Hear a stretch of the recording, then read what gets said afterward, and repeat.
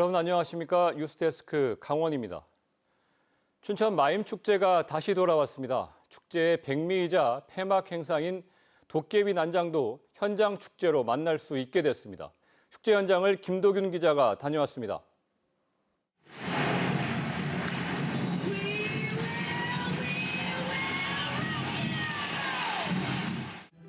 잠잠했던 춘천 도심이 시끌벅적 난장판으로 변했습니다. 코로나19로 일상을 멈춘 지 3년 만입니다. 거리를 가득 메운 참가자들은 그동안 움츠러들었던 만큼 신나는 음악에 몸을 맡깁니다.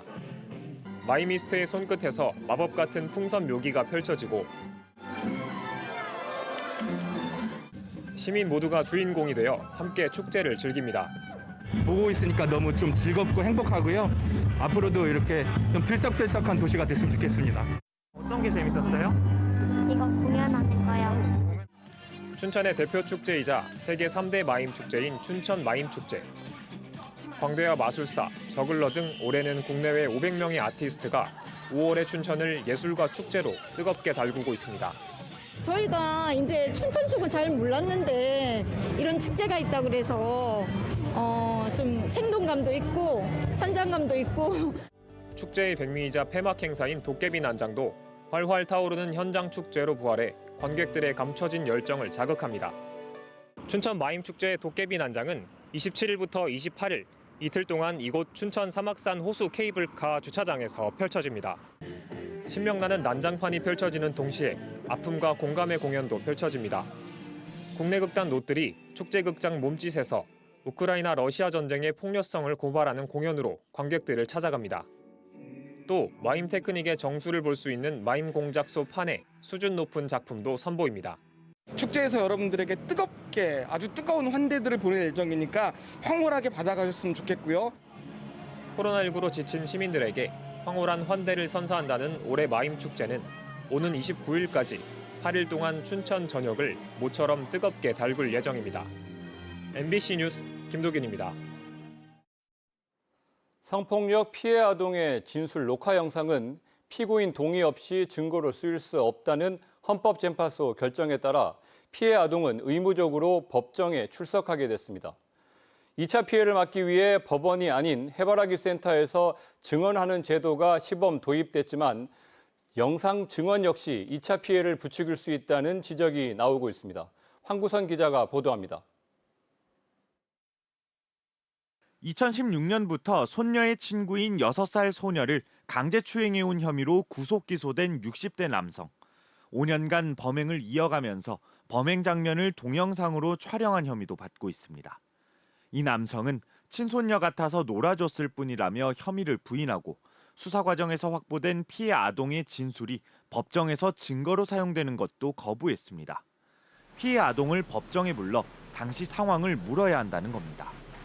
재판부는 피해 아동을 법정에 부르기로 결정하면서도 남성과 마주치지 않도록 하기 위해 법원에 있는 또 다른 화상 증언실을 이용하게 할 방침입니다.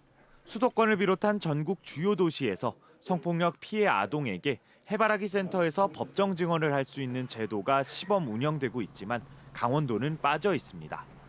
해바라기 센터 영상 증언 제도는 성폭력 피해 아동 청소년이 수사 과정에서 진술한 걸 촬영한 영상을 피고인 동의 없이 증거로 사용할 수 없다는 헌법재판소 결정의 후속 조치입니다. 아동 성폭력 피해자가 가해자가 있는 법정에 출석해 당시 피해 상황을 되짚어야 하는 2차 피해를 막기 위해서입니다. 올해까지 전국으로 확대할 계획입니다. 가족이면 다 확대는 할 건데 이제 실질적인 운영상의 보안 사항들이나 그 범위나 이런 것들 여러 가지들을 좀 고려해서. 하지만 2차 피해를 차단하기 어렵다는 반론도 만만치 않습니다. 피해자로서는 수사 과정에서 경찰 말고도 많은 전문가의 도움을 받아 진술 녹화를 했는데 또다시 증언하는 자체가 피해라는 겁니다. 다른 방식의 선택하기가 어려운 와중에서 그나마 차선책으로 선택할 수 있는 것인 거죠. 바람직하고 피해자한테 그나 좋은 게 아니라. 해바라기 센터와 법정, 병원뿐 아니라 피해자의 주거지에서도 영상 증언이 확대될 전망입니다. 그럼에도 피해 진술 자체를 최소한으로 요구해야 한다는 지적이 잇따르자 법무부는 아예 조사 단계에서 전문가를 통한 반대 신문을 보장하는 대책을 추진하고 있습니다. MBC 뉴스 황구선입니다. 6일 지방선거에서 강원도가 접전 지역으로 분류되면서 여야 모두 중앙당 차원의 지원에 나서는 등 강원도지사 선거전이 달아오르고 있습니다. 공식 선거운동 첫 주말 국민의힘 김진태 후보는 이준석 당대표의 지원 유세에 이어 오늘은 두 아들과 함께 화천군 8호호 전적비를 찾아 헌화하고 춘천 풍물시장에서 유권자들과 인사를 나눴습니다. 더불어민주당 이광재 후보는 박홍근 원내대표 등 지도부의 방문에 이어 오늘은 1차 선대위를 열고 선거 전략을 점검한 뒤 춘천 풍물시장 상인들을 만나 유권자들에게 지지를 호소했습니다. 더불어민주당 강원도당이 국민의힘 심규원 동해시장 후보 등 동해시의 지방선거 후보자 3명을 공직선거법 위반 혐의로 고발했습니다. 더불어민주당 강원도당은 오늘 오후 3시 20분 국민의힘 심규원 동해시장 후보와 김기하 강원도의원 후보, 이영희 동해시 의원 후보를 공직선거법 위반 혐의로 동해시 선관위에 고발했다고 밝혔습니다.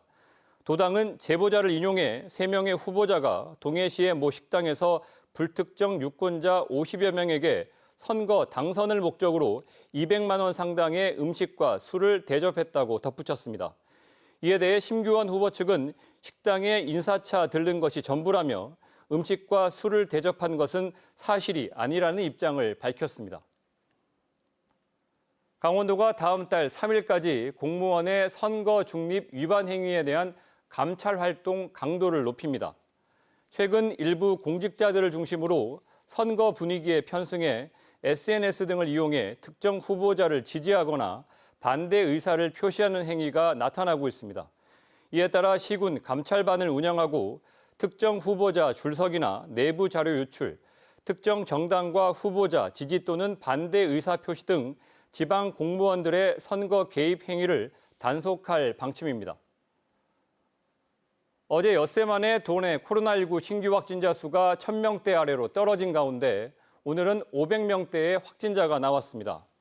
오늘 오후 6시 기준 확진자 수는 춘천 102명, 원주 85명, 강릉 71명, 철원 59명 등 515명이며 누적 확진자는 50만 8,809명으로 늘었습니다. 닷새 전 5천 건을 넘었던 진단검사 건수는 어제부터 1,000건대로 감소했고 중환자 치료 병상 가동률도 35%로 떨어졌습니다.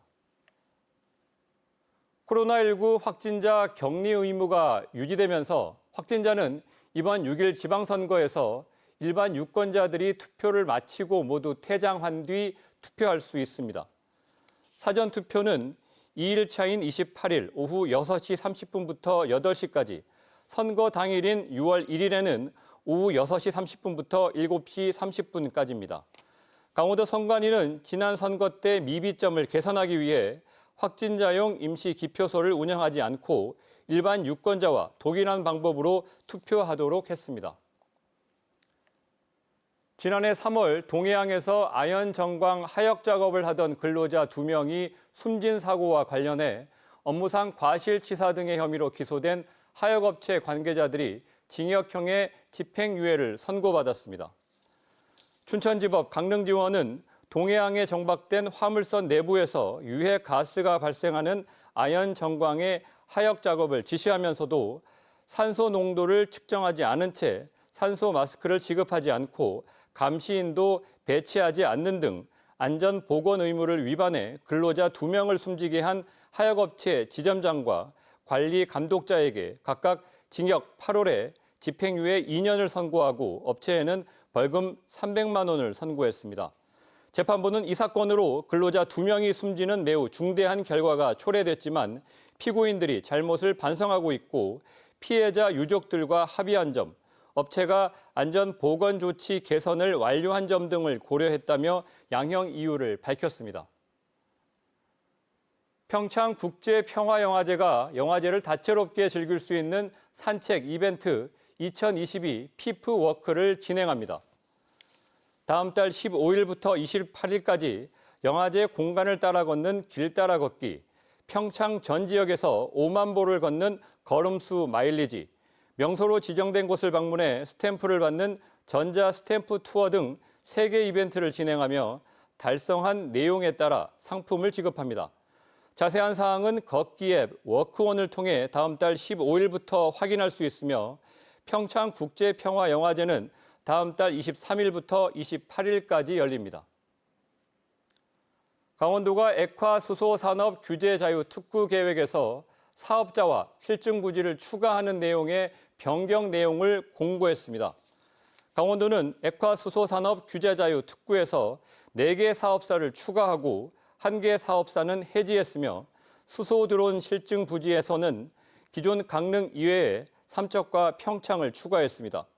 강원도는 관련 내용을 열람하고 오는 24일 강원 테크노파크에서 공청회를 열 계획입니다. 2년 전 정부의 액화수소 규제자유 특구로 지정된 강원도는 오는 2024년까지 액화수소 생산과 저장, 운송 등의 밸류 체인을 조성할 계획입니다. 평창군이 내일부터 지역 내 산림소득 보조사업지를 일제 점검합니다. 지난 2016년부터 2021년까지 산림청에 국고 보조금을 받은 산림작물 생산단지, 산림복합 경영단지 등 사업지 29곳을 대상으로 보조금의 목적 외 사용 여부, 소유권 보존 등기 상태 등 실태 확인에 들어갑니다. 강원 뉴스 마칩니다. 감사합니다.